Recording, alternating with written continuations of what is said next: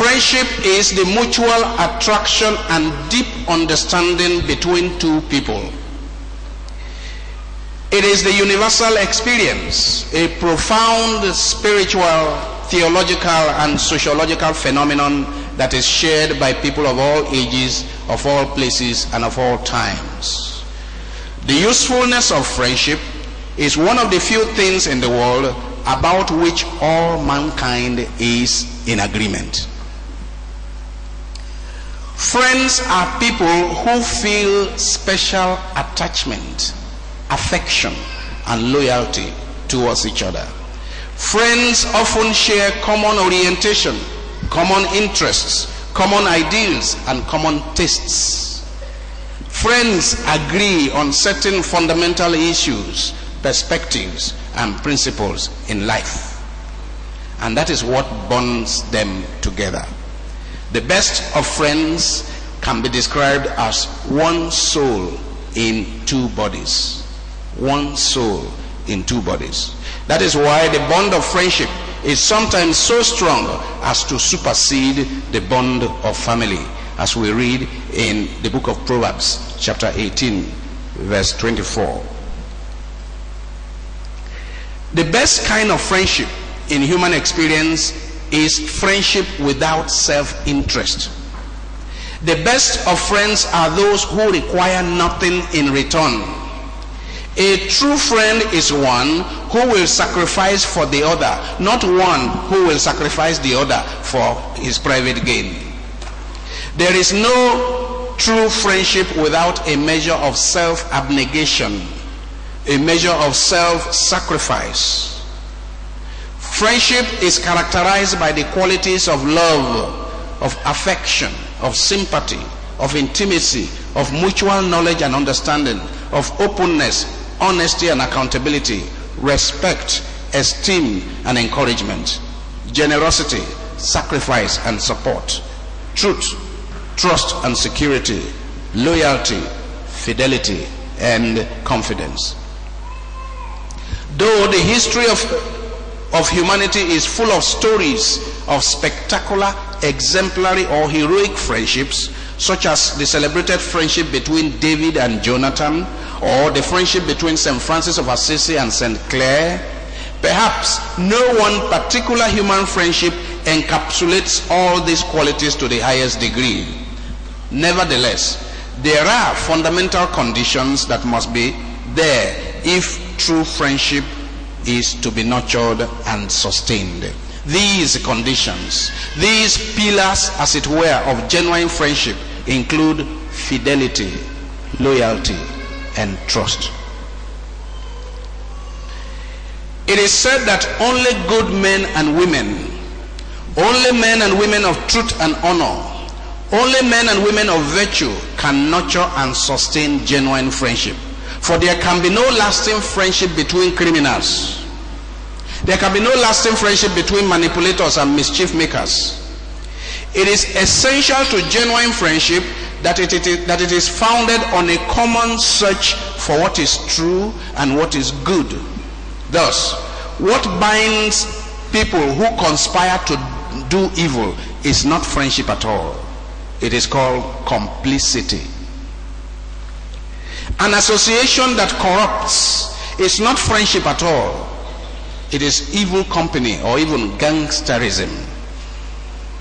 Bad people may pretend to be in love with each other, but their friendship is quicksand.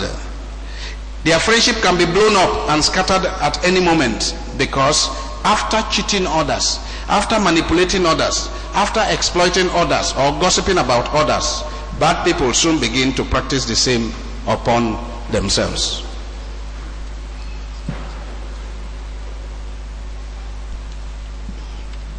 The Judeo-Christian religion places a very high premium on true friendship. True friendship, understood as the close, affectionate bond between people who have a common faith, between people who seek the same good and who are mutually supportive in their journey of faith. In the Old Testament, especially the books of Proverbs, Ecclesiastes, and Ecclesiasticus or Sirach, we find many admonitions and lessons on friendship. The first book of Samuel sketches for us the account of the legendary friendship between David and Jonathan, a fascinating story that has been very much celebrated through the course of history. We also have the case of the friendship of Ruth and her mother-in-law, Naomi. They were true friends, but the true, genuine love and friendship emerged from the sharing of suffering and pain. You can go back and read that story. Ruth chapter 1 from verse 1 to 17. The New Testament presents many concrete examples of friendship. They include the friendship of Jesus with his disciples and his wonderful declaration in John 15:13 that, quote, "There is no greater love than for a man to lay down his life for his friends." There is the friendship of Jesus with Lazarus and his sisters, Martha and Mary, and the special friendship of Jesus with the beloved disciple, John. There is also the friendship between Paul and Timothy, the friendship between Paul, Priscilla and Aquila, Paul and Epaphroditus, a friend in need that is also a friend indeed. Philippians chapter 2 verse 19 to 25. There is the friendship of Paul and Onesiphorus, 2 Timothy chapter 1 verse 15 to 16. And finally, the friendship of Paul and Onesimus, a freed slave who had become one heart with Paul. Philemon verse 8 to 21. Our obsession with sex. The near pathological obsession with sex in our day has almost completely destroyed the idea of friendship as simply wanting the good of the other person. Friendship is simply wanting the good of the other person. Rather, today, among our generation, when confronted with close friendship, the modern mind tends to slide almost inexorably towards the erotic and get stuck there. Therefore, today, I love you often means no more than I desire to possess you for myself. I love you today often means no more than I need you to satisfy my sexual inclinations. But St. Thomas Aquinas distinguishes, and this is a very important distinction, he distinguishes between the love of friendship and the love of desire. The love of friendship is different from the love of desire. In fact, the love of desire is a love of concupiscence. And he says that when there is desire, it is no longer friendship. The true friend for Thomas is one to whom we wish good, whereas the love of desire, such as is at play in relationships based on sexual pleasure, means to want something for oneself.